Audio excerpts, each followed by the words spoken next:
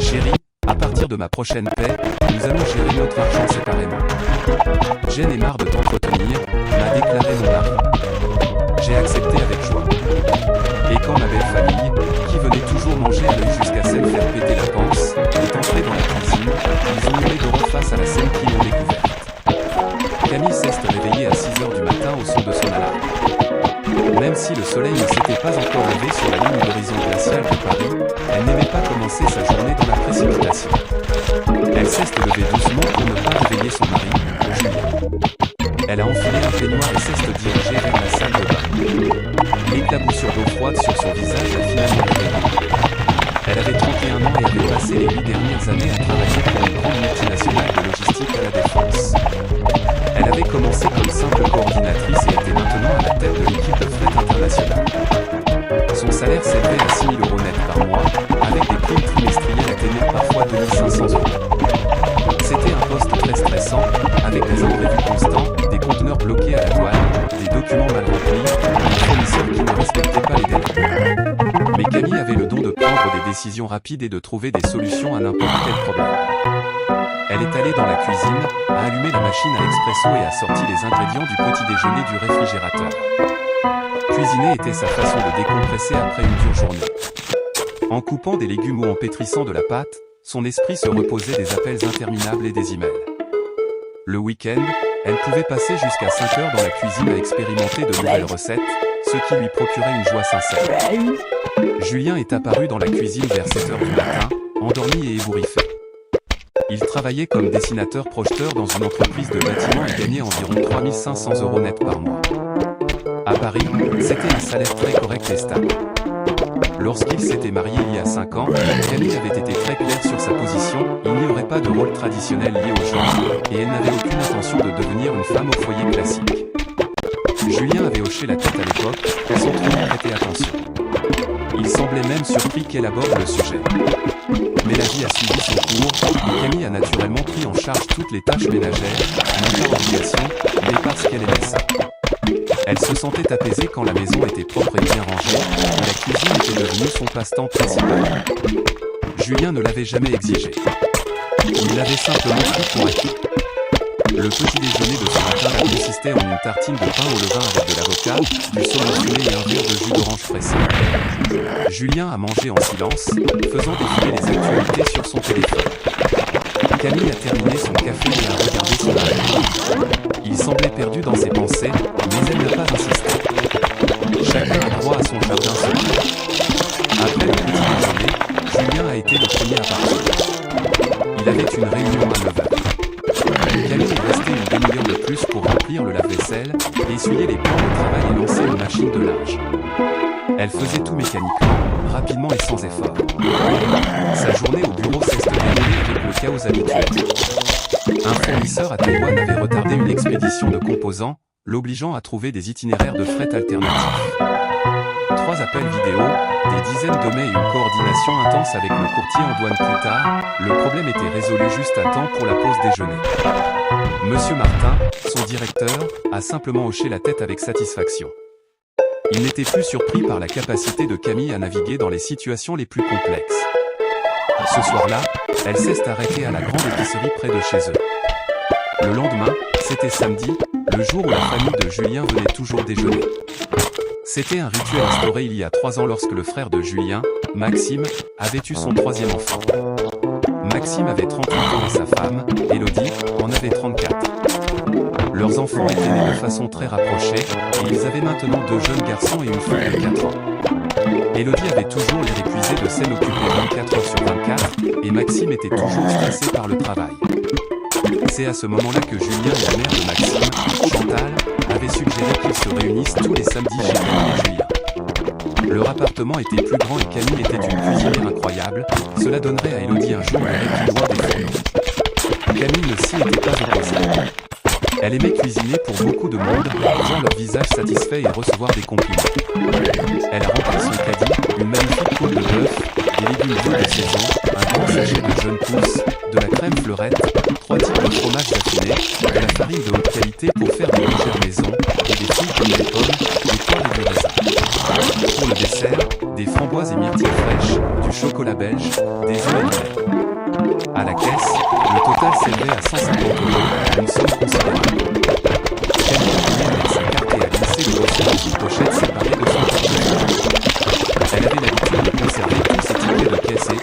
fois par mois d'enregistrer ses dépenses dans un tableau Excel. Ce n'était pas par avarice, mais parce qu'elle aimait savoir où allait son argent. Cela lui donnait un sentiment de contrôle. Quand elle est rentrée chez elle, Julien était déjà sur le canapé avec son ordinateur. Camille a porté les lourds sacs en tissu dans la cuisine et a commencé à ranger les courses. Son mari a jeté un coup d'œil dans la cuisine et a regardé la montagne de nourriture. Les parents viennent demain, c'est ça? Oui. Et Maxime, et les enfants. Tu as acheté beaucoup de choses. Ils sont 7, tous les deux, ça fait 9. Et puis, ils prennent souvent les restes de toute la semaine. Julien a hoché la tête et est retourné à son ordinateur. Camille, tout en rangeant le garde-manger, a planifié mentalement le menu du lendemain. D'abord, mettre la côte de bœuf au four. Ça prendra un peu de temps. Pendant qu'elle repose, préparer le gratin de fines crémeux, puis la salade, les bougies au fromage et enfin la tarte au chocolat. Le samedi a commencé tôt. Dès 8 h du matin, Camille était dans la cuisine avec son tablier, préparant la viande. Elle écoutait du jazz doux, ce qui l'aidait à se concentrer. Elle cesse de verser une grande tasse de café et cesse de plonger dans le processus culinaire. Elle a frotté la viande avec un mélange d'herbes de Provence, d'ail et de gros sel, puis l'a mise au four. Ensuite, elle a commencé à couper les pommes de terre en tranches très fines pour le gratin, en faisant frémir la crème et le gruyère. Elle bougeait avec rapidité et dextérité. Ses mains se souvenaient de chaque mouvement. Julien est apparu dans la cuisine vers 11 h, encore endormi, vêtu d'un pantalon de jogging et d'un t-shirt froissé. Il y avait déjà des casseroles qui bouillonnaient sur la cuisinière, et une odeur appétissante s'échappait du four.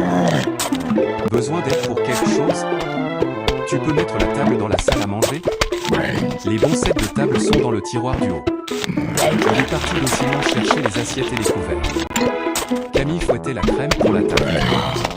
Juste au moment où elle plaçait la dernière framboise sur le dessert, on a sonné à la porte. Il était 13 h tapant. Sa belle famille était toujours agressivement ponctuelle. La première à entrer fut sa belle-mère, Chantal, une femme robuste aux cheveux courts, affichant une expression perpétuellement insatisfaite. Elle portait un grand capot. Camille savait qu'à l'intérieur se trouvait une collection de boîtes différentes destinées à emporter de la nourriture chez elle. Derrière elle est entrée Maxime, grand, maigre et épuisé, suivi d'Élodie, pâle avec des cernes sous les yeux, et des 3 enfants.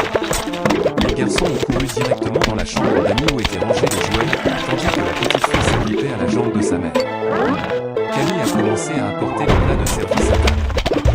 La côte de bœuf, parfaitement saignante, un gratin dauphinois bouillonnant, une énorme salade de chèvre chaud et noix caramélisées, des bégères encore tièdes, et enfin, la magnifique tarte aux fruits et au chocolat. Chantal a fait le tour de la table, inspectant chaque plat comme un inspecteur de l'hygiène. MHM, tu as vraiment fait un effort. Les pommes de terre ont l'air bien dorées, mais la viande aurait pu cuire un peu plus longtemps. Et la salade manque de vinaigrette, mais bon, c'est mangeable. Camille a souri et n'a rien dit. Sa belle-mère trouvait toujours quelque chose à critiquer. C'était sa marque de fabrique. D'abord, un compliment détourné, inévitablement suivi d'une plainte.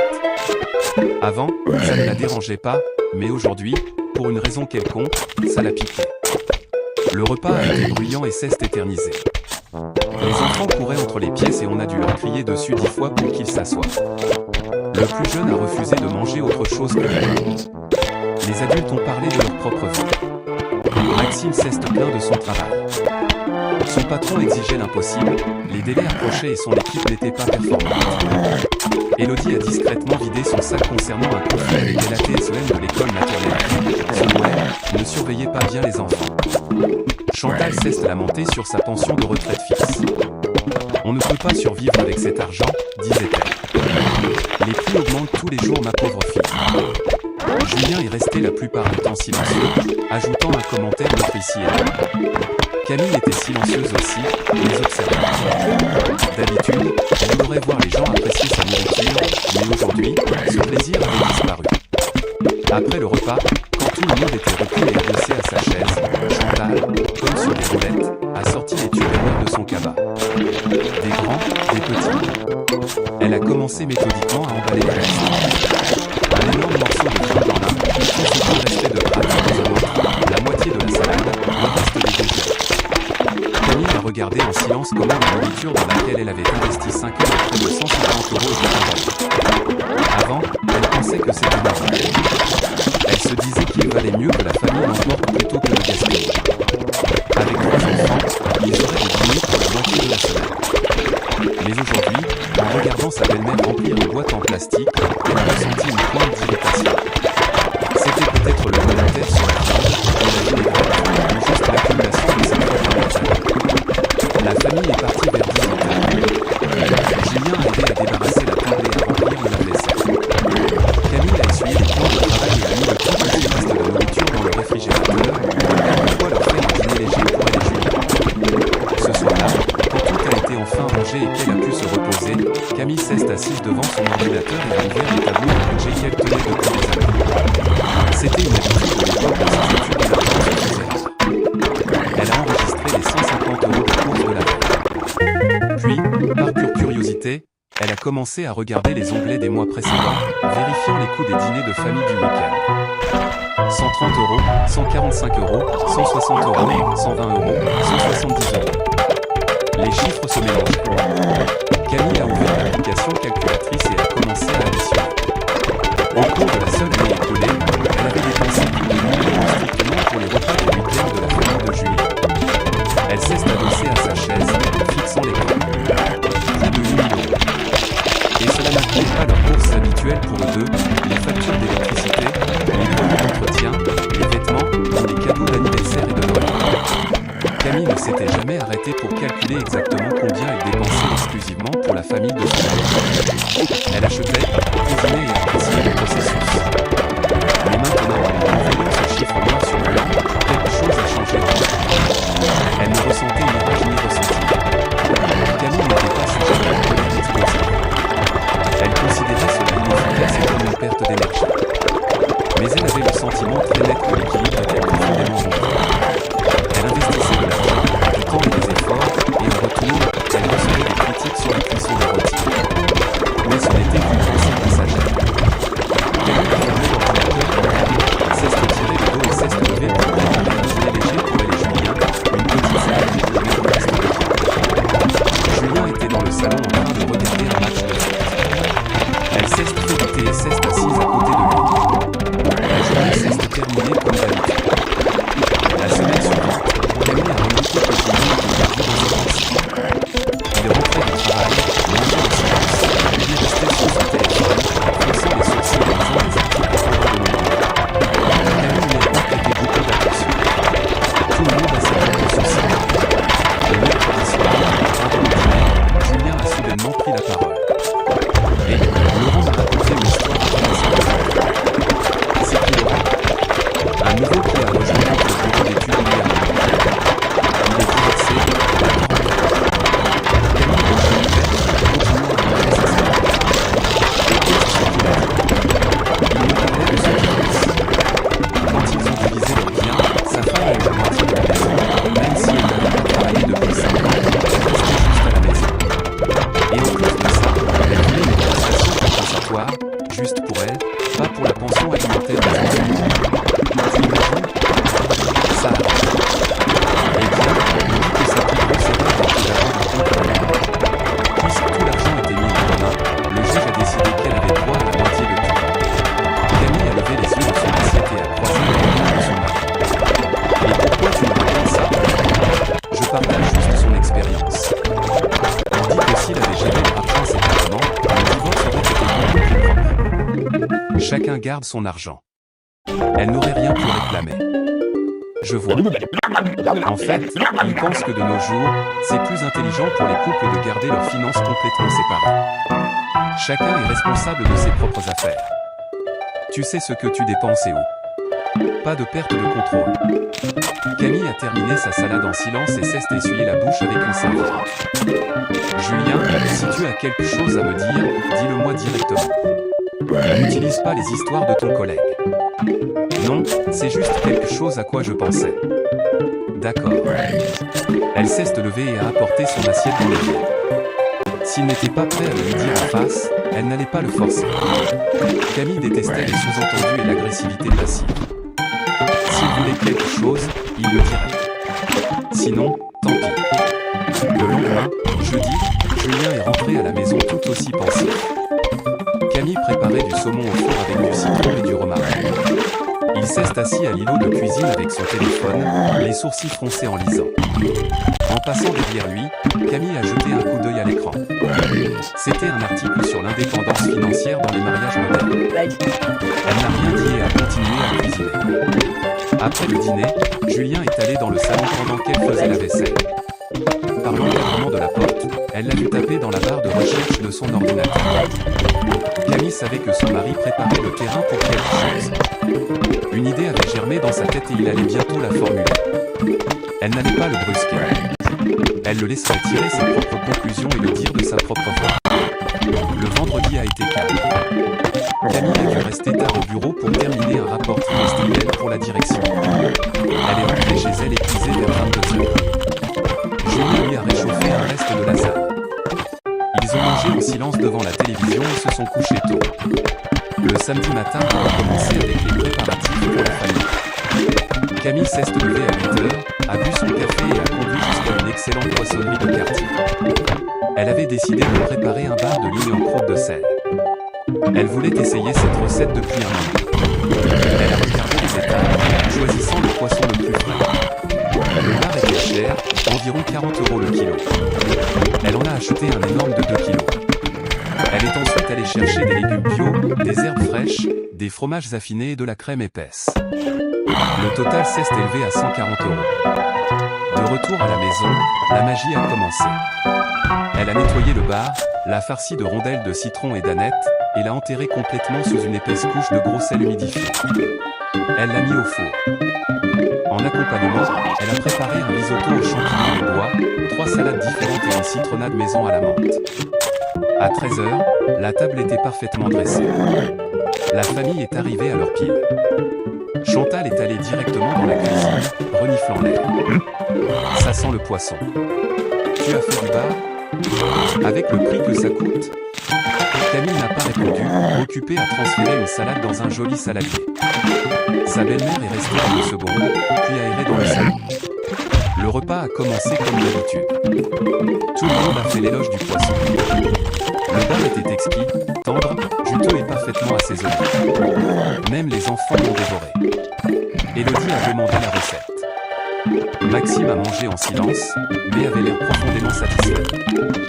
Bien sûr, Chantal a fait remarquer que le risotto était un peu trop pâteux et que la citronnade était trop acide, mais c'était la tradition. Elle était physiquement incapable de terminer un repas sans une critique.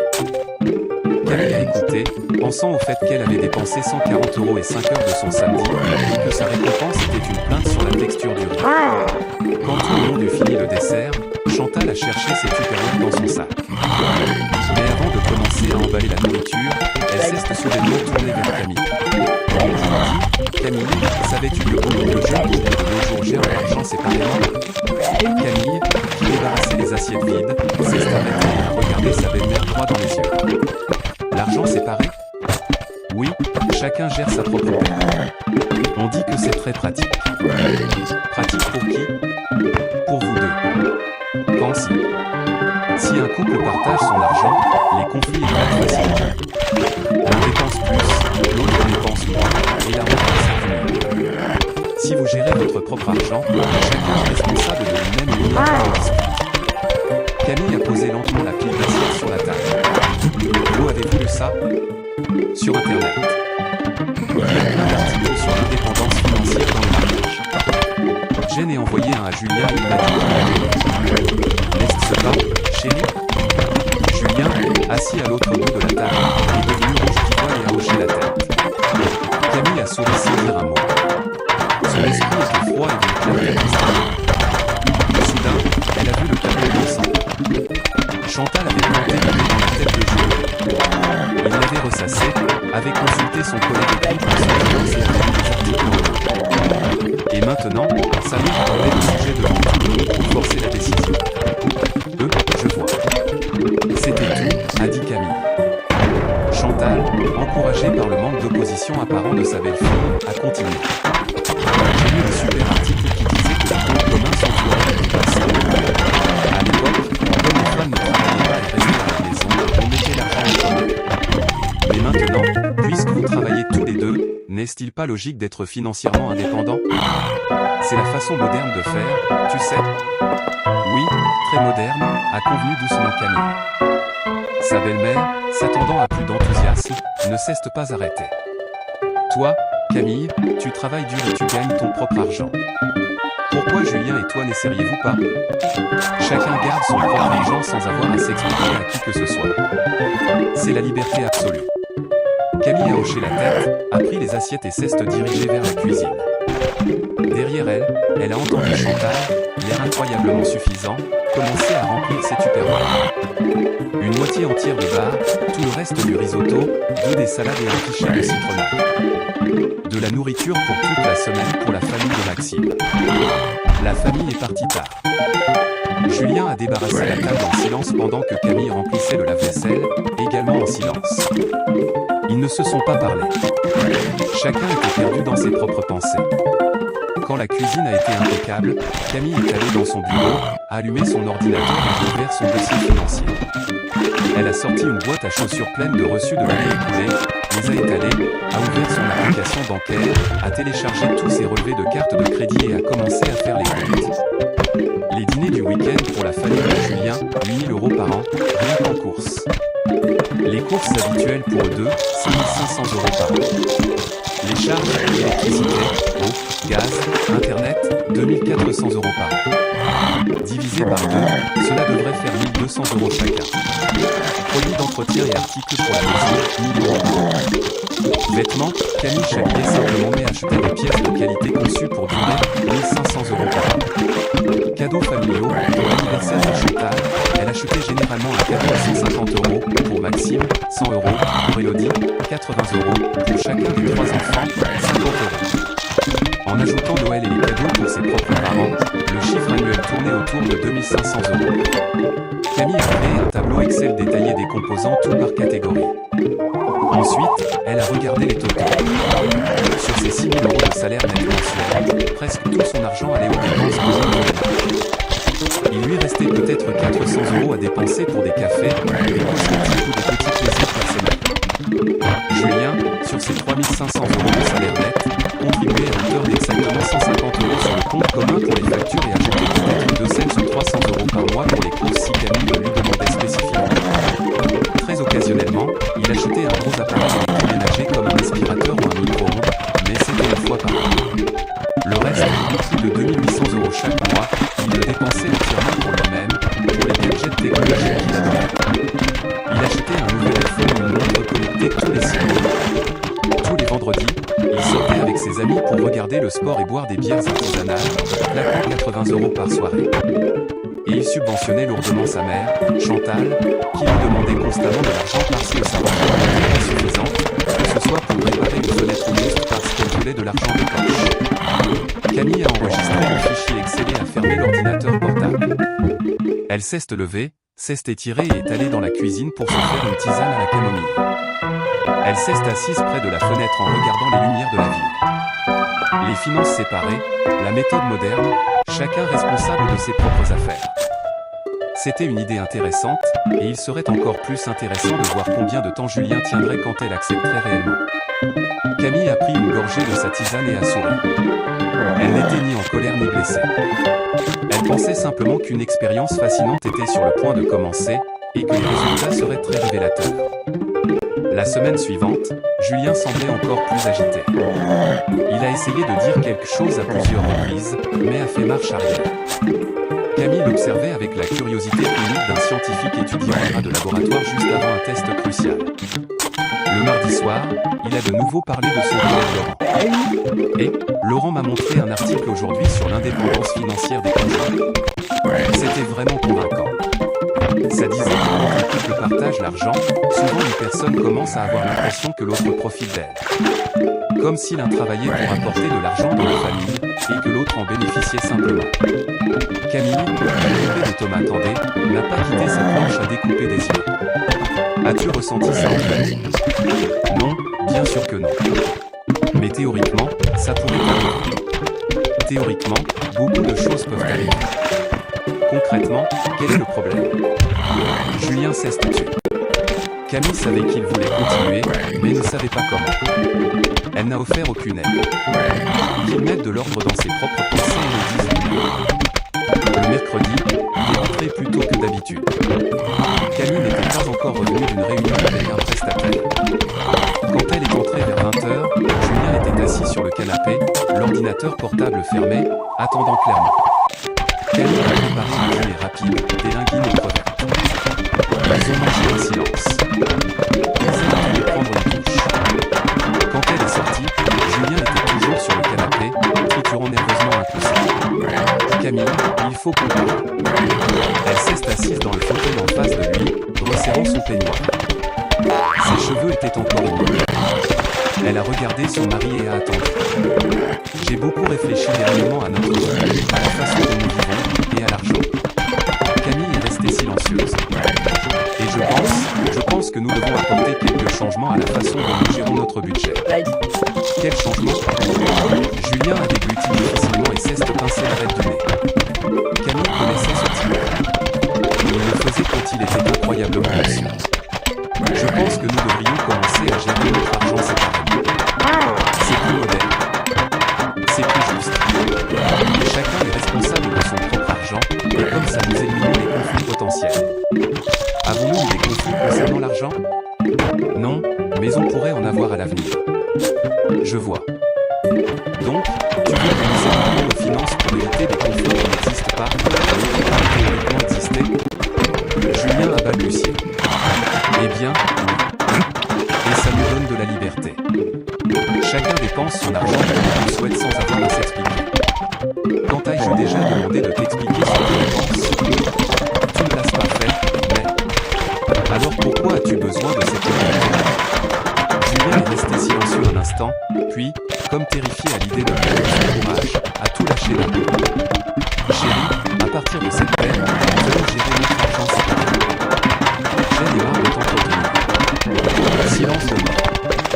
Camille a fixé son mari sans changer d'expression. Il n'y avait pas de douleur, pas de rage, pas de choc en elle, juste une clarté glaciale. C'était enfin un verre.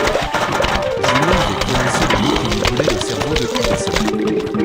Elle a souri très lentement. Julien s'est tendu, se préparant à une explosion. C'est une excellente idée, a dit calmement Camille. Quoi? C'est une idée fantastique. Je suis totalement d'accord avec ta proposition. La mâchoire de Julien cesse de décrocher. Ses yeux se sont écarquillés. Tu es d'accord?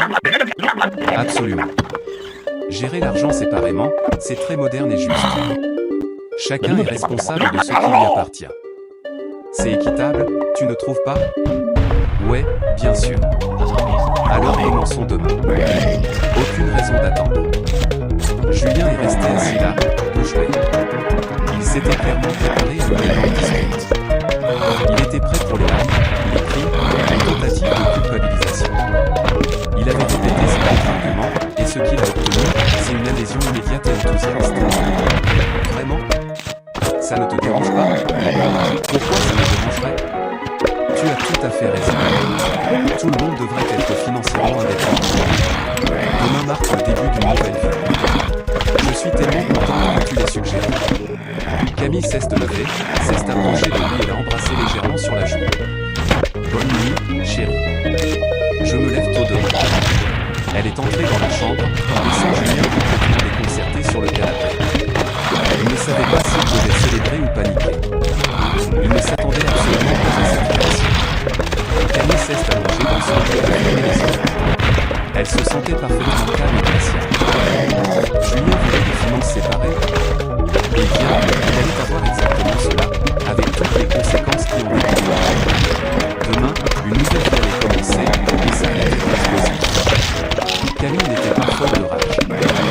Elle n'était pas le genre de femme à souffrir en silence. C'était une femme d'action, calculatrice, froide et hautement efficace. Julien allait bientôt réaliser qu'il avait obtenu exactement ce qu'il avait demandé, à la lettre près. Le jeudi a commencé différemment. Camille s'est levée à 6h comme d'habitude. Elle s'est couchée silencieusement, a enfilé son tailleur sur mesure et s'est coiffée. Julien ronflait encore de son côté du lit.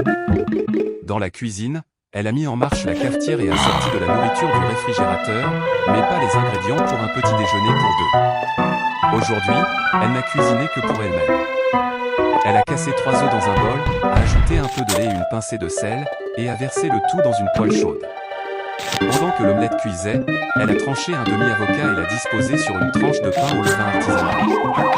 Elle l'a garni du saumon fumé de qualité supérieure qu'elle avait acheté en rentrant la veille. Elle a pressé un demi-oncle moussé. Avec son assiette, son café et son iPad, s'est assise à l'îlot de la cuisine. Elle a vérifié ses emails professionnels et a répondu à quelques messages urgents. Elle a mangé lentement, savourant chaque bouchée. L'avocat était parfaitement mûr et le saumon fumé fondait dans la bouche. Julien est descendu dans la cuisine vers 7h et s'est figé dans l'embrasure de la porte quand il a vu la table mise pour une seule personne. Bonjour. Bonjour, a répondu Camille, sans lever les yeux de son écran. Julien s'est approché de l'îlot et s'est assis en face d'elle. Il a regardé son petit déjeuner gastronomique, puis son set de table vide. Où est mon petit déjeuner? Camille a levé les yeux et a croisé son regard calmement. Tu te fais le tien. Finances séparées, tu te souviens? Chacun s'occupe de ses propres repas. Tu es sérieuse? Complètement. Hier, tu as proposé que chacun soit responsable de ses propres affaires. Je cuisine pour moi avec mon argent. Tu cuisines pour toi avec ton argent. C'est tout à fait logique. Julien a ouvert la bouche, puis l'a refermée. Il s'est levé, s'est dirigé vers le réfrigérateur et a ouvert les portes en grand. Sur les étagères se trouvaient divers récipients et provisions, et chacun d'eux portait un autocollant rose fluo avec le mot Camille écrit au marqueur. Qu'est-ce que c'est que ça? Tu as tout étiqueté? Bien sûr. C'est ma nourriture achetée avec mon argent. La gestion séparée exige une séparation physique. Tu peux acheter tes propres courses quand tu veux. Si tu as le temps avant le travail, super. Sinon, vas-y après. Camille, tu plaisantes? Je ne fais que suivre les règles que tu as établies hier soir. Finances séparées signifie responsabilité individuelle.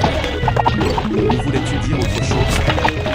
Julien l'a regardé, stupéfait et silencieux. Camille a terminé son café tranquillement et a glissé son iPad dans son sac à main de créateur. Elle s'est levée, a apporté son assiette dans l'évier, l'a lavé ainsi que sa tasse et sa fourchette, les a séchées et les a rangées. Passe une bonne journée au travail, a-t-elle dit en passant devant lui pour sortir de la cuisine. Julien est resté paralysé au milieu de la pièce. Il a rouvert le réfrigérateur, fixant avec désespoir un air d'autocollant rose. Il a attrapé une bouteille d'eau en plastique qui n'avait pas d'étiquette, l'a bu d'un trait, a pris son manteau et est sorti de la maison en trombe, claquant la porte. Depuis sa voiture dans le garage, Camille a entendu la porte claquer et a souri. Elle a démarré le moteur et s'est rendue au travail. Sa journée s'est bien passée, pas d'incendie majeur à éteindre. À l'heure du déjeuner, Camille est allée dans une brasserie chic près de son bureau. Elle a commandé une salade de gambas géante et un verre de vin blanc sec. Elle a dépensé 45 €, mais n'a pas regretté un seul centime. La nourriture était spectaculaire. Après le déjeuner, elle a ouvert son application bancaire et a créé un nouveau numéro d'épargne. Elle l'a nommé fonds d'urgence et y a instantanément transféré 12 € depuis son compte courant. Ce serait son filet de sécurité personnelle. Julien ne savait rien de son compte, et il n'avait pas à le savoir. Finances séparées. Après le travail, Camille s'est arrêtée au Monoprix. Elle a pris un café et a fallu les aller lentement, choisissant des provisions, mais pas celles qu'elle achetait habituellement pour la famille. Aujourd'hui, elle n'a acheté que ce qu'elle aimait. Des gambas sauvages, que Julien détestait parce qu'il disait que c'était des insectes de méchant de prix, 5 avocats parfaitement mûrs, que Julien refusait de manger, qualifiant ça de bouillie sans saveur, une belle part d'authentique roquefort, qui donnait la nausée à Julien rien qu'à l'odeur. Un bon filet de bar, des asperges fraîches, des barquettes de framboises et de mûres, 3 tablettes de chocolat belge importé, une bonne bouteille de Pinot Grigio, des capsules d'espresso haut de gamme, une huile d'olive extra vierge de première qualité, un bloc de vraie olive régionale. Elle a également acheté des légumes bio, des herbes fraîches, des yaourts de grande marque et de Léo gazeuse en bouteille de lait. À la caisse, le total s'est élevé à 180 €. Camille a payé sans sourciller. C'était son argent et elle le dépensait pour elle-même. Quand elle est rentrée chez elle, Julien était déjà là, comme prévu. Il était assis sur le canapé, l'air misérable, faisant défiler son téléphone. Camille est passée devant lui avec ses lourds sacs de courses et est allée directement dans la cuisine. Il ne s'est pas levé pour l'aider. Elle a commencé à ranger les courses. Les crevettes et le poisson sont allés dans le tiroir du haut du congélateur, qu'elle n'avait pas utilisé auparavant. Elle y a collé un autocollant rose. Les avocats, le fromage, les fruits rouges et les légumes sont allés sur une étagère désignée du réfrigérateur, tous étiquetés. Même chose pour le chocolat, le café et l'huile d'olive. Elle a ensuite sorti un petit meuble de rangement qu'elle avait acheté chez Leroy Merlin sur le chemin du retour. Elle l'a assemblé là, dans le coin de la cuisine, et y a placé toutes ses denrées non périssables. Elle a fermé la porte et a fixé un petit câble. Elle a glissé la clé sur une fine chaîne en argent autour de son cou. À ce moment-là, Julien est entré dans la cuisine. Il a vu le placard avec le cadenas et la ficelle. C'est quoi ça? Mon garde-manger personnel. Verrouillé pour que personne ne mange accidentellement ce qui ne lui appartient pas. Tu es sérieuse? La gestion séparée exige des limites claires. Je ne veux aucun malentendu. Camille, tu as perdu la tête? Bien au contraire. As-tu acheté quelque chose pour le dîner? Julien cesse de tout. Il s'était arrêté au supermarché après le travail, mais s'était figé au milieu du rayon, n'ayant aucune idée de comment faire les courses cuisine. Finalement, il avait pris les articles les plus basiques, des pizzas surgelées, un paquet de pain de mie industriel, du beurre bon marché, un paquet de saucisses knacky produits et de mayonnaise. Il avait dépensé environ 15 €. Et cela se trouvait actuellement sur l'étagère du réfrigérateur, l'air triste et solitaire. Camille a sorti ses gambas pour les décongeler. Pendant ce temps, elle a coupé un avocat, quelques tomates cerises, et a lavé de la roquette. Elle a fait sauter les gambas dans l'huile d'olive avec de l'ail et un filet de citron frais. Elle a dressé joliment l'assiette sur les jaunes pousses, a assaisonné la salade avec une vinaigrette citron moutarde et a parsemé le tout de coco de fruits enfants. Elle s'est versé un verre de Pinot Grigio, a placé son dîner sur un plateau, a mis ses AirPods avec du jazz et s'est assise à l'îlot central pour manger. Elle a savouré chaque repas. Pendant ce temps, Julien se tenait devant la cuisinière, essayant de faire bouillir ses knackis. Il les a plongés dans les eaux bouillantes, les a remués et a regardé la casserole avec le lait. 10 minutes plus tard, il les a repêchées. Elles étaient gonflées et fondues. Il les a jetées sur une assiette en carton, les a coincées entre deux tranches de pain de miniature avec de la mayonnaise et s'est assis devant la télé du salon, lâchant dans un silence fermé. Camille a terminé son dîner élégant et elle avait son assiette et son verre. Elle a laissé la casserole sale, les pinces et l'assiette de Julien exactement là où elles étaient. Elle a pris un roman et s'est recroquevillée dans le fauteuil du salon. Julien l'a foudroyé du regard, puis a regardé son assiette en carton vide, puis la vaisselle sale dans l'évier et s'est levé pour nettoyer. Il a passé 15 minutes à faire claquer les casseroles et à marmonner des jurons dans sa barbe. Quand il est revenu, il s'est effondré sur le canapé et a enfoui son visage dans son téléphone. Ils se sont couchés tard, dormant aux extrémités opposées du matelas, dos à dos. Le vendredi a commencé avec le même scénario. Camille s'est préparé des flocons d'avoine avec des fruits rouges frais et des noix, un jus de fruits frais et un café. Julien est entré dans la cuisine, a regardé son magnifique bol, puis a ouvert le réfrigérateur. Sur l'étagère du bas reposaient ses provisions, le pain de mie, le beurre et un reste de knacky bouilli. Il a beurré une tranche de pain, y a collé une saucisse froide et a mâché le sandwich sec en le faisant passer avec de l'eau du robinet. Camille a terminé, a lavé sa vaisselle et est partie au travail. Julien l'a regardé partir en finissant son verre d'eau. Ce jour-là, Camille avait son entretien annuel d'évaluation. Monsieur Martin l'a convoqué dans son bureau. Ils ont discuté de ses résultats pendant une demi-heure, et ils étaient impeccables. Camille a reçu la meilleure note possible et une prime de performance surprise de 2 000 €. Elle est sortie du bureau ravie. Elle a immédiatement transféré les 2 000 € directement dans son portefeuille de banque. À midi, elle est allée déjeuner avec sa collègue Céline dans une brasserie haut de gamme. Elle a commandé une belle entrecôte avec des asperges grillées. Céline a pris un tartare de saumon. Elles ont mangé en parlant du travail et de leur projet pour le week-end. Alors, comment ça va à la maison? A demandé Céline. Fascinant, a souri Camille. Qu'est-ce que ça veut dire? Julien a suggéré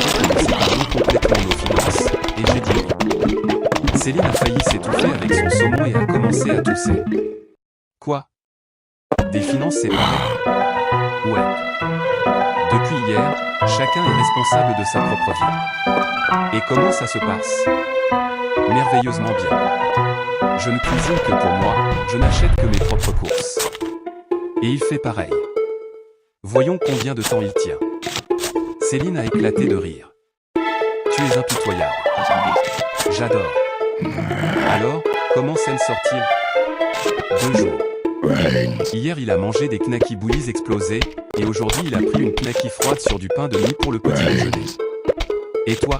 Gambas géantes, avocats, saumon fumé, fromages affinés, tout ce que je n'achetais jamais avant parce qu'il se plaignait du prix.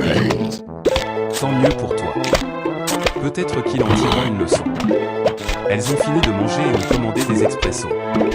Camille a payé sa moitié de l'addition, 60 €, sans broncher. C'était génial. Avant, pour économiser pour la famille, elle allait rarement dans de bons restaurants. Maintenant, elle n'avait à économiser pour personne. Son argent était le sien. En rentrant, elle s'est arrêtée chez le poissonnier et a acheté des huîtres fraîches. Elle avait toujours voulu apprendre à les ouvrir. Elle a également acheté une vraie baguette tradition, un camembert au lait cru, des feuilles fraîches et du miel de la région.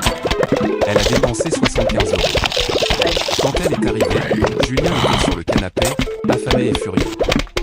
Il avait mangé le menu à 10 € à la cantine du travail le midi, une viande mystérieuse fade et grasse, et son estomac le faisait souffrir depuis le début de l'après-midi. Camille est entrée avec ses sacs de courses. Il l'a suivi des yeux, mais n'a pas bougé un instant pour l'aider. Elle a commencé à préparer son travail. Elle a soigneusement ouvert les huîtres avec un couteau spécial qu'elle avait acheté.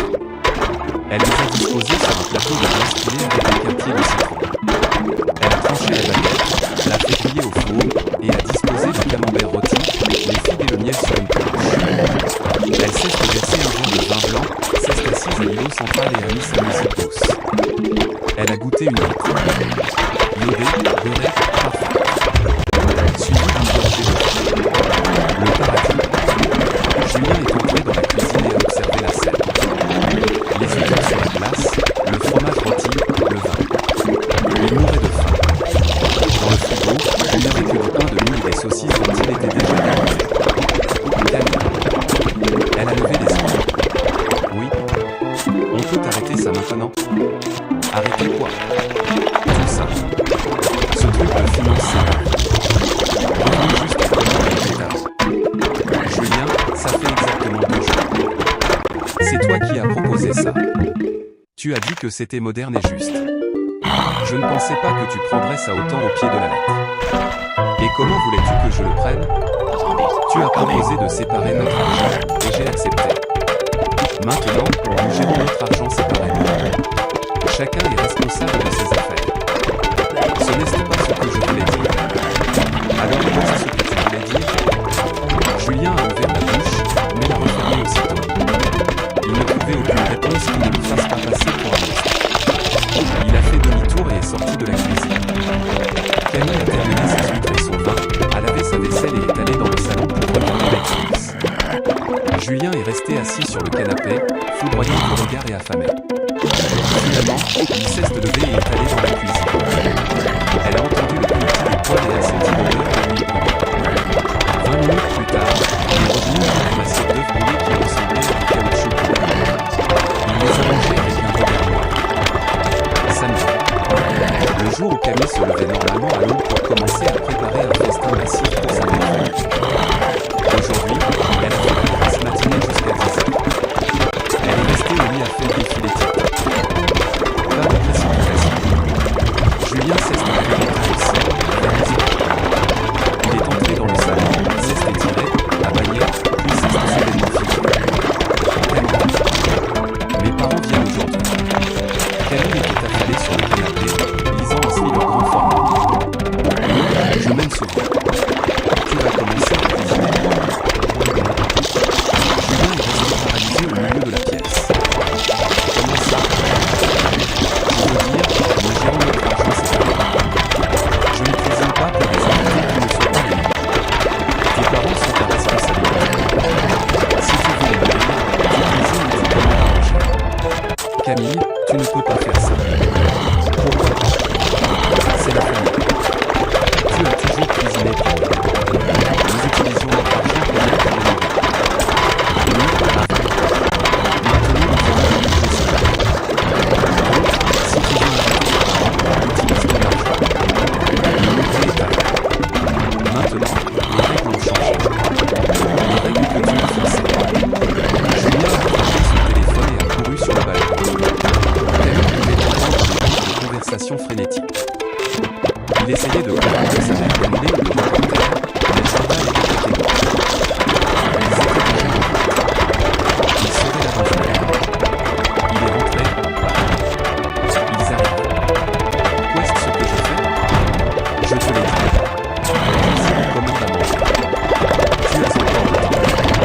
Camille, s'il te plaît.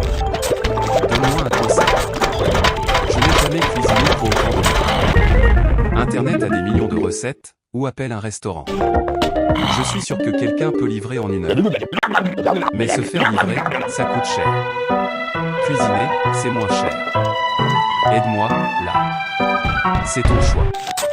Julien a fait les 100 pas dans l'appartement en panique, a attrapé son manteau et s'est précipité dehors. Camille a entendu le moteur rugir alors qu'il démarrait en trompe du garage. Elle a repris calmement la lecture de son livre. 40 minutes plus tard, Julien est revenu en portant d'énormes sacs en plastique de supermarché. Il a couru dans la cuisine et a commencé à vider le contenu sur l'îlot central dans une panique absolue. De la salade de pommes de terre toute prête du rayon traiteur, 3 boîtes de pizza surgelées, un énorme sac de nuggets de poulet surgelés, une lasagne industrielle, une barquette en plastique de sushi californien bas de gamme et un gâteau à partager sans marque. Il a allumé le four à 220 degrés et a commencé à tout enfourner en même temps. Les pizzas sur une grille, la lasagne sur une autre, les nuggets sur une plaque. Camille est entrée dans la cuisine pour prendre un verre de gazeuse, a jeté un coup d'œil au chaos absolu, a souri et est ressorti. Julien tournait comme une toupie, ouvrant et fermant la porte du four. Certaines choses brûlaient, d'autres étaient encore congelées. À 13h tapante, on a sonné. Camille a ouvert. Devant la porte se trouvait Chantal avec son cabas rempli de Tupperware, Maxime, Élodie et les 3 enfants. Sa belle-mère est entrée en plissant le nez. C'est quoi cette drôle d'odeur? Camille, où est-ce que tu as cuisiné? Bonjour, entrez. Chantal a regardé sa belle-fille comme si elle parlait une langue étrangère et est entrée dans le salon. Elle a vu Camille se rasseoir immédiatement sur le canapé et ouvrir son livre. Tu lis un livre un samedi alors qu'il y a des invités? Oui, c'est un chapitre très palpitant. Mettez-vous à l'aise. La famille s'est assise maladroitement sur les canapés. Les enfants ont couru vers la salle de jeu. Maxime et Élodie ont échangé un regard confus. Normalement, la table de la salle à manger serait déjà entièrement dressée avec un festin.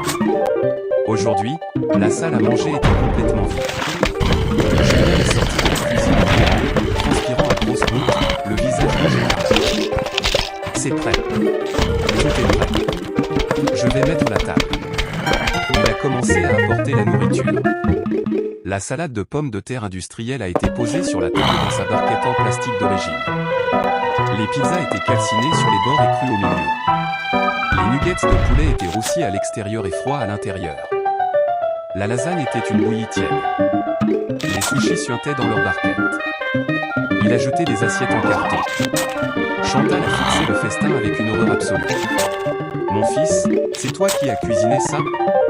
Eh bien, je l'ai acheté et je l'ai réchauffé. Camille n'a pas cuisiné.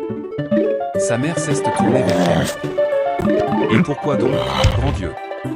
Camille a levé les yeux de son livre, marquant sa page calmement. Parce que nous gérons notre argent séparément maintenant, vous vous souvenez? Il y a 3 semaines, vous étiez assises à la table et vous m'avez dit à quel point c'était pratique. Julien a suivi vos conseils. Maintenant, chacun est responsable de soi. Je cuisine pour moi avec mon argent. Et si Julien veut inviter du monde, il cuisine avec son argent. Mais nous sommes la famille. Tu es la famille de Julien. Il peut dépenser pour nous. Et il l'a fait, avec son argent. Je n'ai aucune objection, mais mon argent est mon argent. Chantal a ouvert la bouche mais n'a pas trouvé un seul mot. Maxime a laissé échapper un petit rire étouffé. Élodie s'est mordu la lèvre pour ne pas rire. Le repas a commencé dans un silence lourd et angoissant. Tout le monde s'est assis à contre-cœur. La salade de pommes de terre était fade et recouverte de mayonnaise bas de gamme. La pizza avait le goût de sang. Les nuggets étaient caoutchouteux. La lasagne était froide au sang. Les sushis étaient tendus. Les enfants ont catégoriquement refusé de manger. La plus jeune a commencé à pleurer bruyamment, réclamant de la vraie nourriture comme d'habitude. Élodie a essayé de l'apaiser, mais la petite hurlait. Chantal est restée de marbre, touchant à peine son assiette en carton. Maxime a mâché une croûte de pizza en silence. Élodie a juste rigolé. 20 minutes plus tard, ils ont tous arrêté de faire semblant de manger. Ils sont restés assis là, dans un silence agressif. D'habitude, c'était le moment où on servait le café et le dessert, suivi d'heures de discussion. Aujourd'hui, on aurait pu entendre une mouche voler. Finalement, Chantal a craqué. Julien, tu veux bien m'expliquer ce qu'il se passe ici? On sent? Julien cesse de tortiller sur sa chaise. Maman, c'est juste que Camille et moi avions décidé de séparer nos finances. Chacun est responsable de ses propres dépenses. Et pourquoi feriez-vous une chose aussi stupide? C'est moderne. C'est juste. Tu l'as dit toi-même. Le visage de Chantal est devenu violet. Je ne voulais pas dire ça. Alors que vouliez-vous dire exactement? Est intervenue Camille, fermant complètement son livre. Elle cesse de lever, cesse de diriger vers la table et cesse assise sur une chaise vide. Chantal, il y a 3 semaines, vous m'avez fait la morale sur les finances. Vous m'avez dit que c'était pratique, moderne et juste. Julien était d'accord. Maintenant, nous faisons les choses séparément. Quel est le problème? Le problème, c'est que tu te ridiculises. Tu laisses ton mari mourir de faim et tu refuses de nourrir ta famille. Je ne laisse personne mourir de faim. Julien est un adulte responsable. Il peut cuisiner, commander un repas ou acheter des plats préparés. Il a son propre salaire et la capacité physique de le faire. Mais tu es sa femme. Tu as des obligations. Mes obligations d'épouse n'incluent pas de fournir un service de restauration gratuit aux proches de mon mari tous les samedis. Je travaille à temps plein. Je gagne mon propre salaire. Je paie ma moitié des factures. Tout comme Julien, nous sommes des égaux. Ou croyez-vous que nous ne le sommes pas? Le visage de Chantal est devenu rouge vif. Tu n'as jamais été aussi froide. Non. Avant, je cuisinais pour vous avec joie parce que je pensais que nous formions une famille unie. Mais depuis que vous avez suggéré que nous opérions comme des entités financières complètement séparées, nous ne sommes plus une famille unie. Nous sommes des individus responsables de nous-mêmes. Soudain, Maxime a laissé échapper un rire sec et tranchant. Julien, Camille a totalement raison. Maxime a haleté sa mère, scandalisée. Maman, laisse tomber. Elle a 100% raison. On a pris l'habitude de venir ici et de manger à l'œil, sur le compte de Camille et grâce au travail de Camille. Elle a dépensé une fortune et des heures de ses week-ends à cuisiner pour nous, et on emportait même ses restes pour se nourrir pendant la semaine. On a été de vrais parasites. Élodie a hoché la tête doucement. Ton frère a raison. Je me sentais toujours coupable de prendre autant de nourriture, mais vous disiez que c'était normal et que Camille adorait ça. J'adorais ça, a dit Camille. Tant que notre budget était partagé. Maintenant qu'il est séparé, les règles ont changé. Chantal a serré les dents, ses lèvres formant une mine furieuse. Soudain, elle cesse de lever et a attrapé son cabas. Nous partons. Les enfants, prenez vos manteaux. Maxime et Élodie se sont levés, ont rassemblé les enfants en pleurs et ont enfilé leur veste. À la porte d'entrée, Maxime cesse de tourner vers son frère.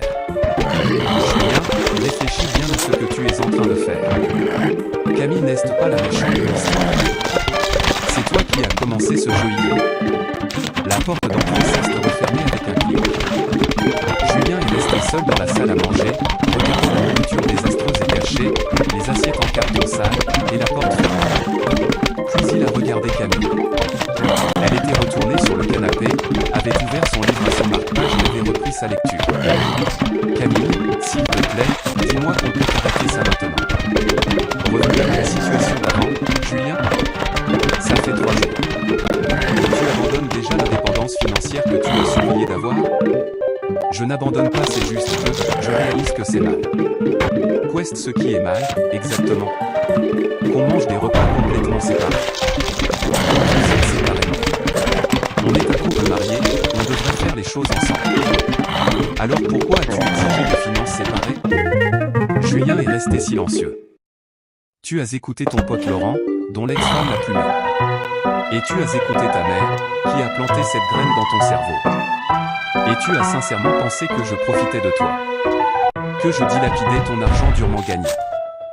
J'ai tort? Ce n'était pas exactement comme ça. C'était exactement comme ça.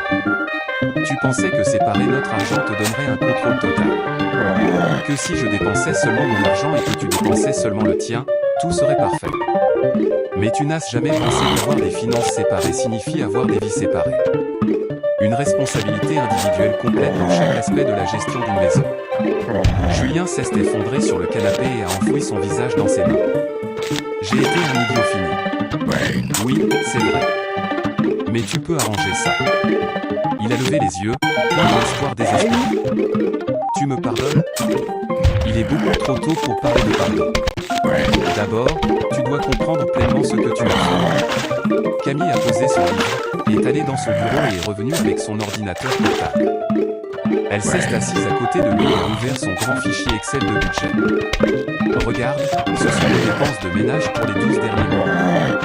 Réparties par catégorie, avec chaque reçu en pièces jointes. Julien a fixé les chiffres. Ses yeux se sont écarquillés d'horreur. Dîner du week-end pour ta famille, plus de 8 000 € par an. Rien qu'en course. Sans compter mon temps, le gaz de la cuisinière ou les mots pour faire la vaisselle. Je n'en avais aucune idée. Nos courses habituelles, 5 500 € par an. Les charges, 2 400 €. Produits pour la maison, 1 000 €. Les vêtements, 1 500 €. Cadeaux pour nos deux familles, 2 500 €. Camille lui a fait parcourir chaque onglet. Julien pâlissait à vue d'œil. Bref, sur les 6 000 € de salaire mensuel, presque tout passait dans le financement de notre vie commune. Je gardais peut-être 400 € pour moi. Camille, et toi? Sur tes 3 500 € de salaire, tu mettais 150 € sur le compte commun. Le reste, plus de 2 800 € chaque mois, tu le dépensais pour toi. Pour tes montres Apple, tes soirées au bar avec tes potes, et pour donner de l'argent liquide à ta mère. Où est la justice là-dedans, Julien? Julien était totalement sans voix. Camille a fermé l'ordinateur portable. C'est pour ça que j'ai accepté de séparer nos finances. Pour que tu puisses voir exactement combien je contribue physiquement et financièrement à ce mariage. Et quelle a été la récompense? M'entendre dire que mon rôti était un peu trop cuit. Elle s'est levée et a laissé l'ordinateur sur la table basse. Quand tu auras vraiment compris ça, on parlera de pardon. Elle est entrée dans la chambre principale et a fermé la porte à clé. Julien est resté seul sur le canapé, le regard dans le vide. Sa tête tournait. Il ne savait vraiment pas. Il n'avait pas fait de calcul. Il n'y avait pas pensé. Il avait juste supposé que Camille cuisinait, nettoyait et gérait la maison. Il pensait que c'était normal. Mais la réalité, c'était que c'était lui le parasite. Il avait vécu une vie de luxe extrême entièrement subventionnée par le travail et les revenus de sa femme, sans en payer le prix. Et il avait eu l'audace absolument de dire qu'il en avait marre de l'entretenir. Ce soir-là, il a essayé de préparer le repas. Il a fait bouillir des spaghettis et a versé une sauce en eau froide par-dessus. C'était horrible. Il a avalé bouchée par bouchée. Camille est sortie de la chambre et a saisi un magnifique steak avec des légumes au beurre persillé. Elle a mangé dans la cuisine. Il a mangé dans le salon. Ils ne se sont pas parlé. Le dimanche a été d'un calme étouffant. Julien a essayé de nettoyer l'appartement, mais ne savait pas où se trouvaient les bons produits. Il a passé l'aspirateur sur le tapis du salon et a abandonné, épuisé. Il a essayé de faire sa propre lessive, a choisi le cible chaud et a déprécié ses goûts préférés. Elle vaquait à ses occupations. Elle a travaillé sur son ordinateur, lu, regardé Netflix, agissant comme s'il était un fantôme. L'après-midi, sa mère l'a appelé. Il est allé sur le balcon. Ce fut une conversation brutale. Chantal a exigé des excuses, a lancé des accusations et a appliqué le maximum de culpabilité. Julien a essayé de lui expliquer les calculs, mais elle a refusé d'écouter. Quand il est rentré à l'intérieur, il avait le teint gris. Camille l'a vu, mais n'a rien dit. Ils se sont couchés aux extrémités opposées du lit. Julien s'est tourné et retourné toute la nuit. Elle a dormi profondément, la conscience parfaitement tranquille. Le lundi a marqué le début de la deuxième semaine. Julien est parti au travail, sautant le petit déjeuner. Il ne savait pas comment en préparer un et acheter un café chez Starbucks tous les matins. Camille a mangé ses flocons d'avoine, puis son expresso est conduit jusqu'au bureau. Sa journée a été intense. Un autre problème avec les douanes taïwanaises, des manifestes mal remplis.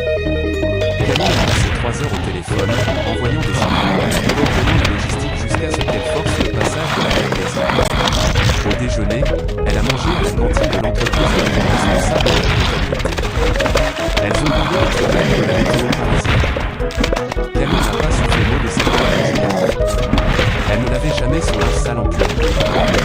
Ce soir-là, Julien est rentré tard. Camille avait déjà mangé des coquilles Saint-Jacques sur le dos de la table. Il est allé dans la cuisine et a ouvert le frigo.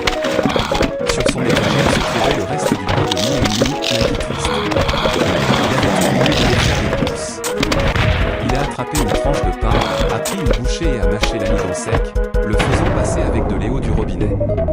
Camille était sur le canapé, regardant un film, et n'a même pas terminé. Mardi, mercredi, jeudi, la même routine misérable. Julien mangeait ce qu'il pouvait trouver à la cantine de l'entreprise. Il achetait des fast-foods sur le chemin du retour, ou mangeait juste du pain sec. En une semaine, il avait claqué 250 € juste pour essayer de se nourrir avec de la nourriture de mauvaise qualité. Ses chemises étaient froissées parce qu'il ne savait pas repasser. Son côté de la salle de bain était sale parce qu'il ne savait pas comment le nettoyer. Sa vaisselle s'empilait dans l'évier, et il la lavait n'importe comment. Camille, quant à elle, s'épanouissait. Elle cuisinait des repas gastronomiques, cartonnait au travail et allait boire des verres avec ses amis. Elle était rayonnante. Le vendredi soir, Julien n'en pouvait plus. Il est entré et a vu Camille dans la cuisine. Elle préparait un canard à l'orange. L'odeur était enivrante. Il s'est assis à l'îlot et l'a regardé accomplir sa magie au fourneau.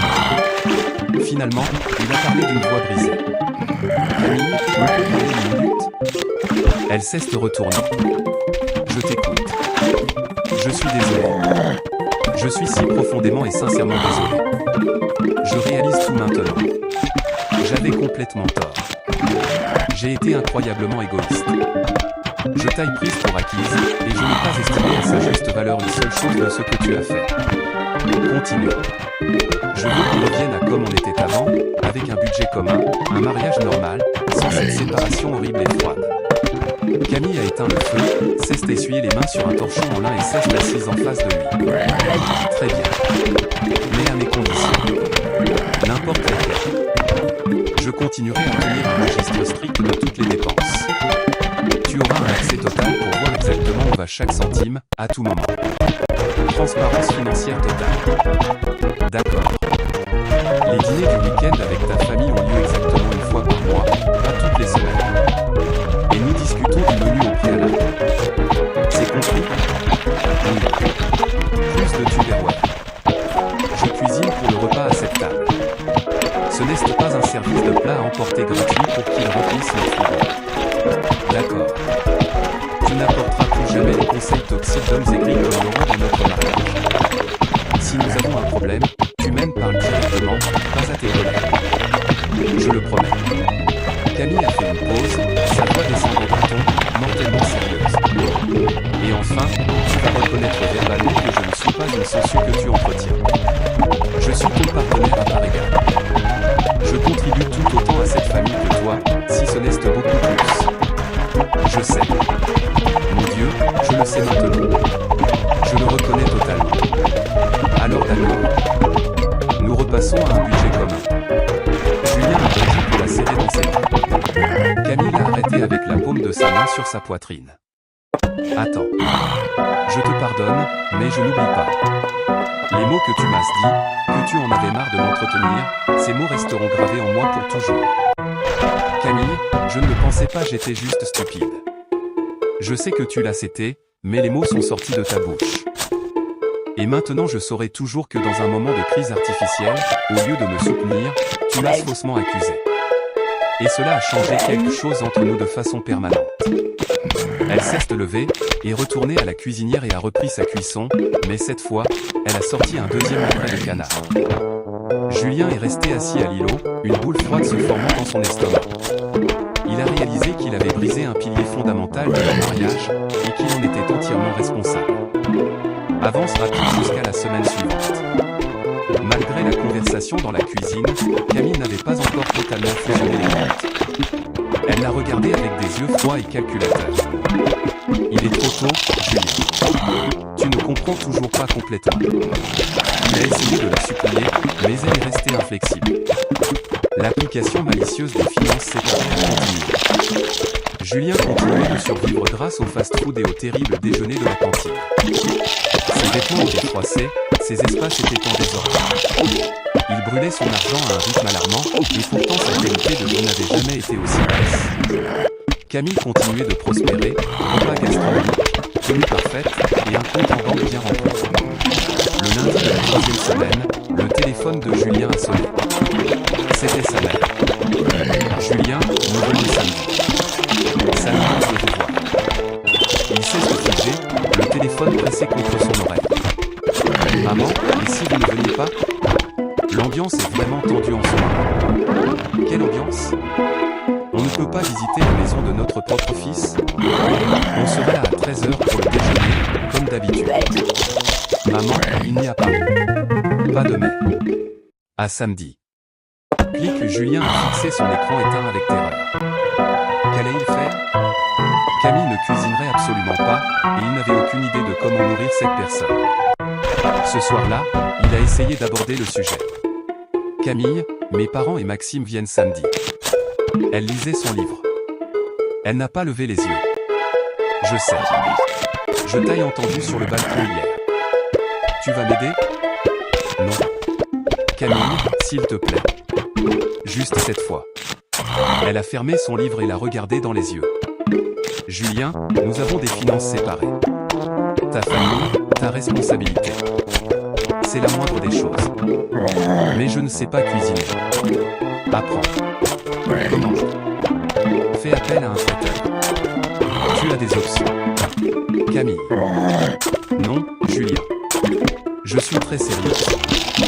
Tu voulais l'indépendance financière? Tu lasses. Fais avec. Elle s'est levée et est allée dans la chambre. Julien a passé le reste de la semaine à faire une crise de panique au ralenti. Il a cherché des recettes sur Google, mais tout ressemblait à de la physique quantique pour lui. Le jeudi, il a craqué. Il a appelé un très bon traiteur italien de son quartier et a commandé un buffet complet pour une livraison le samedi. D'immenses plateaux de pâtes fraîches de qualité, des salades, du pain à l'huile et du tiramisu. Ça lui a coûté 300 €, une énorme partie de ce qui lui restait de saper pour un seul repas, mais il n'avait pas le choix. Le vendredi soir, il a dit avec un air suffisant à Camille, j'ai commandé chez un traiteur italien. Ce sera le lendemain à midi. Bon travail. Très bien, Julien. Tu ne vas vraiment bien cuisiner? Non. Vas-tu au moins t'asseoir à table avec nous? Non. Pourquoi le ferais-je? C'est ta nourriture, achetée avec ton argent, pour ta famille. Je n'ai pas été invité. Camille, il veut penser que tu es folle. Il pense ce qu'il veut. Julien a réalisé qu'il ne servait à rien de discuter. Il cesse de coucher le cœur lourd. Le samedi a mal commencé. Camille cesse de lever tôt, cesse de doucher, cesse d'habiller de façon impeccable et a annoncé qu'elle allait passer la journée dans l'appartement d'un ami dans le centre de Paris. Je serai de retour ce soir. Tu fais ça exprès, n'est-ce pas? A explosé Julien. Non, je n'ai juste absolument aucune envie de participer à ton cercle. Bonne chance. Et elle est partie. Julien était seul. À 11h30, son téléphone a sonné. C'était le traiteur. Monsieur, je suis vraiment désolé. Nous avons eu un grave problème de plomberie dans notre cuisine principale, et nous ne pouvons pas honorer votre commande. Nous remboursons votre carte. L'argent devrait apparaître d'ici 3 à 5 jours ouvrés. Le sang de Julien cesse de glacer. Quoi? Ses parents arrivaient dans 90 minutes. Il a pris son manteau et a couru jusqu'au supermarché le plus proche. Il a sprinté dans les allées, en hyperventilation. Qu'est-ce qu'il pouvait faire? Il a attrapé les paquets de pâtes peine les moins chers qu'il a pu trouver, des pots de sauce tomate bas de gamme, du pain de mie et du beurre. Il n'avait presque plus d'argent sur son compte courant. Sa prochaine paie n'arriverait que dans une semaine. Il a couru à la maison et a déchiré un paquet de pâtes. Il est resté planté dans la cuisine, paralysé. Comment on les fait bouillir? Combien d'eau? Combien de temps? Il a deviné. Il a rempli une énorme casserole avec un tout petit peu d'eau, a mis le feu à fond et y a balancé 2 paquets. Parce qu'il n'y avait pas assez d'eau, les pâtes se sont instantanément collées ensemble pour former une boule solide au fond de la casserole. Julien, hurlant des jurons, a essayé de la gratter, jetant finalement la masse roulée et ruinée dans les vitres. Il a regardé l'horloge. 12h45, ils allaient être là dans 15 minutes. Dans un état de panique aveugle et absolue, il a attrapé le dernier paquet de peine qui lui restait. Il a déchiré et a versé les pâtes complètement sèches, crues et non cuites directement sur 3 assiettes en carton. Il a placé les 3 assiettes de nouilles et crues sur la table de la salle à manger. Rien d'autre. À 13h tapante, on a sonné. Julien a ouvert, ressemblant à un mort-vivant. Chantal a fait l'éruption, son cadavre à Tupperware se balançant. Maxime, Élodie et les enfants ont suivi. Ça sent bizarre ici, a noté Chantal. Ça ne sent rien. Camille n'a encore pas cuisiné. Rentrer a été tout ce que Julien a pu murmurer. Ils ont enlevé leur manteau. Les enfants ont couru jouer. Chantal a regardé la table vide. La nourriture n'est pas prête? C'est prêt. Je vais la porter. Julien est allé dans la cuisine, a pris les 3 assiettes en carton de pâte crue, les a apportées et les a posées. Tout le monde a fixé la table. Sur chaque assiette, il y avait un monticule de peine sèche comme la pierre, non cuite, sorti tout droit de la boîte en carton. Un silence de mort est tombé sur la pièce. Maxime a parlé le premier. Qu'est-ce que c'est que ça? Julien, transpirant à travers sa chemise, n'a rien dit. Chantal s'est approchée de la table, a pris une pâte dure et a essayé de la casser. C'est cru. C'est exactement à cette seconde précise que Camille est sortie du couloir. Elle n'était pas allée dans le centre de Paris. Elle était restée assise tranquillement dans la chambre principale pendant tout ce temps, à attendre. La famille a tourné la tête vers elle. Camille se tenait dans l'embrasure de la porte avec un sourire serein et terriblement calme. Tu as fait ça exprès, a hurlé Chantal. Quel genre d'ordure ce garçon nous sert-il? Camille a marché lentement vers la table de la salle à manger, a regardé les pâtes crues, puis a regardé sa belle famille. Manger. Nous gérons notre argent séparément maintenant, vous vous souvenez? Elle s'est tournée vers Julien. Il ne te restait que de l'argent pour les pâtes sèches, c'est ça? Eh bien, bon appétit. Essayez de ne pas vous casser une dent. Silence de mort. Chantal en avait la mâchoire décrochée. Maxime s'est penché en avant, toussant violemment pour cacher le fait qu'il riait hystériquement. Élodie a caché son visage dans ses mains. Julien était aussi pâle que le fantôme. Camille, tu n'es pas parti? A-t-il chuchoté? Non. J'étais dans la chambre en train de voir des souffler, attendant exactement ce moment. Pour te prouver quelque chose, à toi et à eux. Elle a balayé sa belle famille. Pour que tout le monde dans cette pièce comprenne enfin ce que signifie réellement gérer son argent séparément. Chantal a retrouvé son voix. Tu te moques de nous? Nous sommes partis. Camille a coupé avec une froideur glaciale. Vous êtes la famille de Julien. Et c'est vous qui avez proposé les finances séparées, Chantal. Vous vous souvenez? Il y a 3 semaines, assise à ma table, en train de me dire à quel point c'était moderne et pratique. Je ne voulais pas dire ça. Alors que vouliez-vous dire? Que je devais continuer à vider mon compte en banque pour financer notre train de vie pendant que vous continuiez tous à venir manger. Ce n'est pas comme ça que ça marche. Nous ne mangeons pas à la fin. Nous sommes une famille. Une famille qui vient tous les samedis pour remplir des Tupperware de nourriture chère pour le reste de votre semaine. Une famille qui, au cours des 3 dernières années, a mangé pour plus de 24 000 € de mon argent et n'a jamais dit merci une seule fois. Chantal est devenue violemment rouge, puis d'un blanc cadavérique. Je ne savais pas ça. Bien sûr que vous ne le saviez pas. Vous ne vous en êtes pas soucié. Vous arriviez, vous vous empiffriez, vous critiquiez ma cuisine, et vous faisiez comme ça. J'y mettais mon argent, mon temps de mon travail physique. Et mon salaire, c'était de m'entendre dire que ma côte de bœuf n'était pas assez cuite. Camille a raison, a dit doucement Élodie depuis le coin de la pièce. Nous avons absolument profité de ta gentillesse. Maxime a hoché la tête.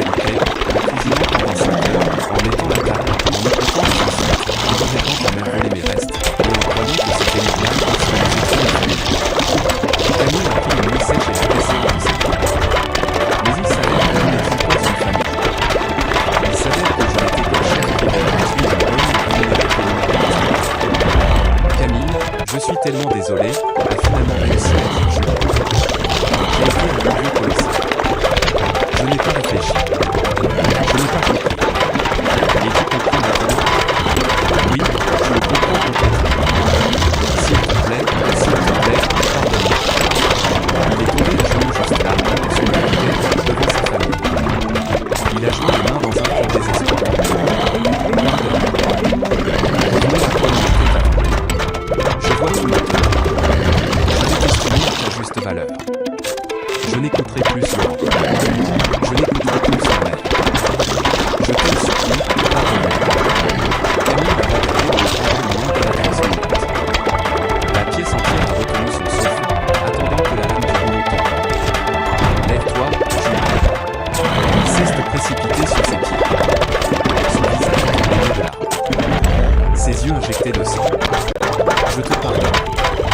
Julien a poussé un énorme soupir de soulagement tremblant et cesse d'avancer pour la serrer dans ses bras.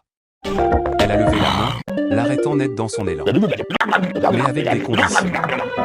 Des conditions très strictes. N'importe lesquelles. Nous repassons à un compte commun. Mais je garde un contrôle absolu sur le fichier de budget principal. Tu verras où va chaque centime. D'accord.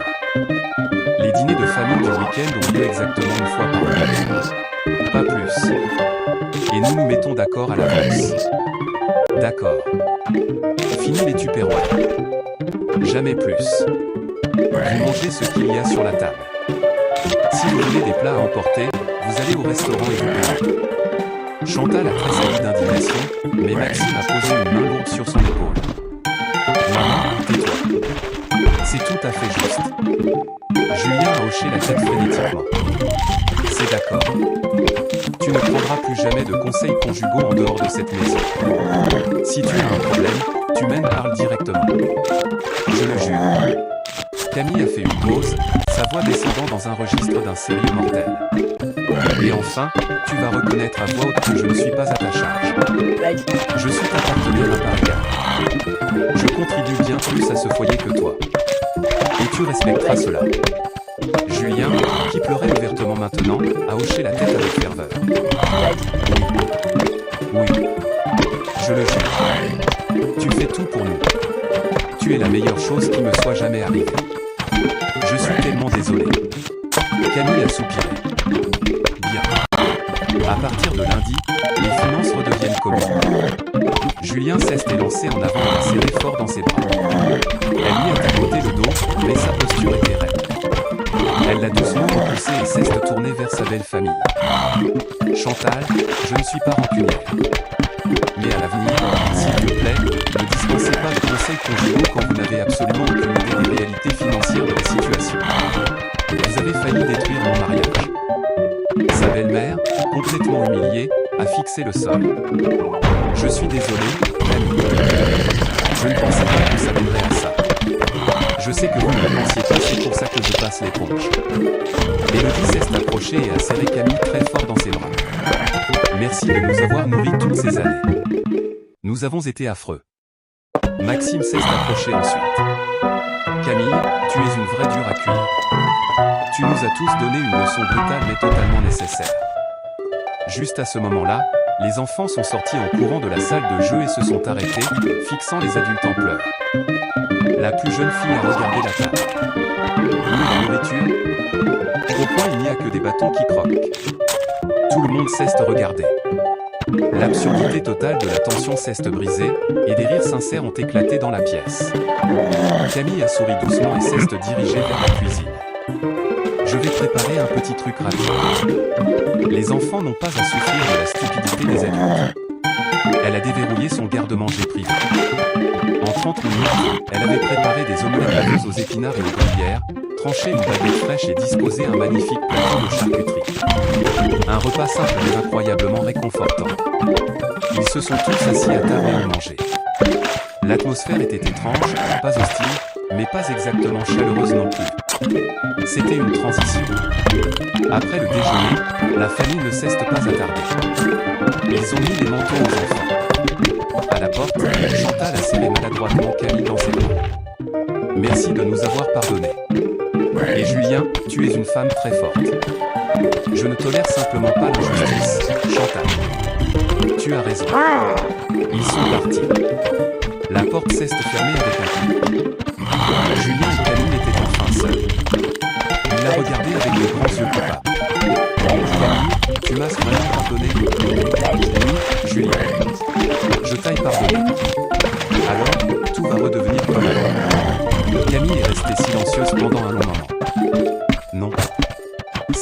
reviendra pas comme avant. Ce sera différent. Pas nécessairement pire, juste différent. À cause de ce que j'ai dit? Oui. Quand tu as prononcé ces mots, quelque chose cesse de briser entre nous. Quelque chose de vital. La confiance aveugle. L'intimité. La certitude absolue que nous étions une équipe indestructible. Est-ce que je peux réparer ça? Je ne sais pas. Le temps nous le dira. Julien a hoché la tête. Il savait qu'on lui avait accordé une seconde chance, la toute dernière chance. Et s'il la gâchait, il n'y aurait pas de retour en arrière. Ils ont commencé à débarrasser la table en silence, chacun concentré sur sa tâche. La vie a continué, mais les fondations ont bougé. Un mois s'est écoulé depuis ce fameux samedi. Julien avait vraiment changé. Il était devenu incroyablement attentif et affectueux. Il faisait les corvées sans qu'on le lui demande. Il passait l'aspirateur. Il posait des questions sur sa journée d'entreprise de logistique. Il avait totalement coupé les ponts avec Laurent, en ne lui parlant plus que de plans de bureau d'études. Chantal avait changé, elle aussi. Elle venait exactement une fois par mois, manger son repas, disait un merci gracieux et courait sans un seul type de verre ni une seule qualité. En apparence, la vie était redevenue belle et normale. Mais au fond d'elle, Camille ressentait la fracture. Elle regardait Julien et ne voyait plus le mari à qui elle faisait implicitement confiance au point de lui confier sa vie. Elle voyait un homme qui était tout à fait capable de se retourner contre elle. Un homme qui, dans un moment de stress artificiel, avait choisi de l'accuser plutôt que de la défendre. Elle continuait à déposer de l'argent sur son livret d'épargne secret. Chaque mois, une grosse part de son salaire de 6 000 € lui disparaissait. Le solde dépassait déjà les 25 000 €. C'était son parachute de secours. Julien ne savait rien de ce compte, et il n'en avait pas besoin car Camille opérait maintenant avec un plan B permanent dans un coin de sa tête. Elle était tout à fait prête à partir si jamais elle en ressentait le besoin. Elle n'était plus les plus inconditionnellement dévouées qui considéraient son mariage comme un vœu indestructible. C'était une femme qui gardait les yeux grands ouverts, parfaitement consciente des défauts fatals de son partenaire, sachant exactement de quoi il était capable quand on le poussait dans ses retranchements. Et ce savoir changeait tout. Une nuit glaciale à Paris, ils étaient sur le canapé à regarder un film. Julien a passé son bras autour de ses épaules. Camille ne s'est pas éloignée, mais elle ne s'est pas blottie contre lui non plus. Elle fixait simplement la télévision d'un regard vide. « Camille, es-tu heureuse ?» a-t-il demandé doucement. Elle n'a pas répondu tout de suite. « Je suis satisfaite. » Est-ce à cause de ce qui s'est passé? Oui. Y a-t-il quelque chose que je puisse faire? Tu le fais déjà. Je vois l'effort, Julien, mais il faut le temps qu'il faut. Le temps nous le dira. Julien l'a tiré un tout petit peu plus près de lui. Camille l'a laissé faire. Ils ont fini le film physiquement enlacés, mais l'esprit de Camille était à des kilomètres de là. Il n'y avait plus de haine et de méchanceté dans sa poitrine, seulement un vide silencieux qui résonnait. Là où il y avait autrefois un amour inconditionnel, il n'y avait plus maintenant qu'une affection prudente. Elle ne le détestait pas, mais elle ne l'aimait plus comme avant. Une part de son amour était morte à la seconde exacte où il avait dit « J'ai marre de t'entretenir ». Et cette part ne pourrait jamais ressusciter. Aucune excuse ou changement de comportement ne pourrait la ramener. La mort était permanente, et c'était la plus grande tragédie de toute cette histoire. Ils ont continué à vivre ensemble, partageant un lit, mangeant des niveaux de plaisir. Pour le monde extérieur, ils formaient un couple parfait de cadres supérieurs aisés, mais à l'intérieur, les lumières s'étaient éteintes. Julien gardait l'espoir désespéré qu'un jour la chaleur reviendrait dans les yeux de sa femme, que la véritable intimité réapparaîtrait, mais Camille savait que cela n'arriverait jamais. Elle avait pardonné, mais elle n'avait pas oublié. Certaines blessures ne guérissent pas, elles se referment simplement, arrêtent de saigner et laissent une vilaine cicatrice permanente. Et chaque fois qu'elle regardait Julien, elle voyait la cicatrice. Elle se souvenait de la trahison. Elle maintenait un mur émotionnel très haut car elle ne pourrait plus jamais lui faire totalement confiance. Et sans confiance absolue, il n'y a pas de véritable intimité. Un an a passé, ils sont restés ensemble, vivant une existence paisible et sans conflit. Julien continuait d'essayer, Camille gardait ses distances. Son fond de fuite secret grandissait. 40 000 euros, 60 000 euros, 85 000 euros. Un soir, Julien l'a regardé de l'autre côté de l'îlot central de la cuisine. Camille, me pardonneras-tu un jour vraiment? Elle l'a regardé en retour. Ses yeux étaient illisibles. Je t'aille pardonné ce jour-là, Julien. Mais pardonner à quelqu'un ne signifie pas oublier ce qu'il a fait, et cela ne signifie pas lui faire à nouveau confiance. Donc, tu ne me fais pas confiance? Pas comme avant. Est-ce que je pourrais un jour regagner ça? Je ne sais pas honnêtement, probablement pas. Alors pourquoi sommes-nous toujours ensemble? Camille a regardé par la fenêtre la neige qui tombait sur la ville. L'habitude, surtout. Le confort. Le divorce, c'est épuisant. Mais tu ne m'aimes pas? Je tiens à toi, mais pas comme avant. C'est plus froid maintenant. Julien a baissé les yeux vers le plan de travail en granit. J'ai tout gâché. Oui, et ça ne pourra jamais être réparé. Probablement pas. Ils sont restés assis en silence, physiquement à 1 mètre l'un de l'autre, mais émotionnellement dans des univers différents. Julien a finalement réalisé qu'il l'avait perdue pour toujours. Elle était peut-être assise dans sa cuisine, mais son cœur avait fait ses valises et était parti il y a des années. C'était le prix ultime de son arrogance, de sa paranoïa et de ses mots impardonnables. Il avait obtenu son pardon, mais il avait perdu son amour, et c'était une perte dont il ne se remettrait jamais. Camille a continué sa vie, travaillé, cuisiner, réussir. De l'extérieur, rien n'avait changé, mais à l'intérieur, elle était déjà libre. Émotionnellement libérée des contraintes du mariage. Elle restait par pitié, par routine, et pour éviter le cauchemar logistique d'une séparation. Mais l'amour avait disparu. Et elle savait, avec une certitude absolue, qu'un jour elle trouverait la motivation de franchir définitivement la porte. Pas aujourd'hui, peut-être pas demain, mais un jour. Parce qu'une vie sans amour est une vie à moitié vécue, et Camille n'était pas le genre de femme à se contenter de demeurer